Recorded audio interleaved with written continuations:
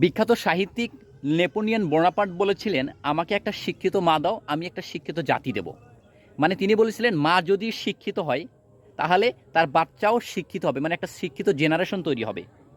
কিন্তু অত্যন্ত দুঃখের বিষয়, আজও আমাদের শিক্ষিত জেনারেশন তৈরি হয়নি, কারণ আমার মারাই তো অশিক্ষিত, অসচেতন, অদক্ষ।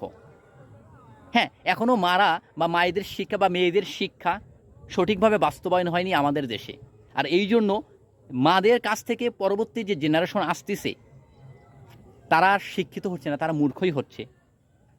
ইতিপূর্বে যারা এই পৃথিবীতে অবদান রেখেছে, Thomas Alva Edison, William Shakespeare, এই যে স্টিভ জবস, মাইক্রোসফটের প্রতিষ্ঠাতা বিল গেটস, আরও লক্ষ লক্ষ হাজার হাজার মানুষ আছে যারা শিক্ষায় শিক্ষিত হয়েছেন, উচ্চশিক্ষায় শিক্ষিত হয়েছেন, সুশিক্ষায় শিক্ষিত হয়েছেন তাদের মায়ের শিক্ষার মাধ্যমে। কিন্তু আমাদের দেশে মারা আজও শিক্ষিত হয়নি। তাই আমাদের যারা জেনারেশন যেটা তৈরি হয়েছেন বা আমাদের যে সন্তানরা গড়ে উঠতেছেন বা বেড়ে উঠতেছে তারা অতটা শিক্ষিত নয়, কারণ মারা শিক্ষিত না হলে তার বাচ্চা কাচ্চা শিক্ষিত হওয়ার সম্ভাবনা থাকে না বললেই চলে।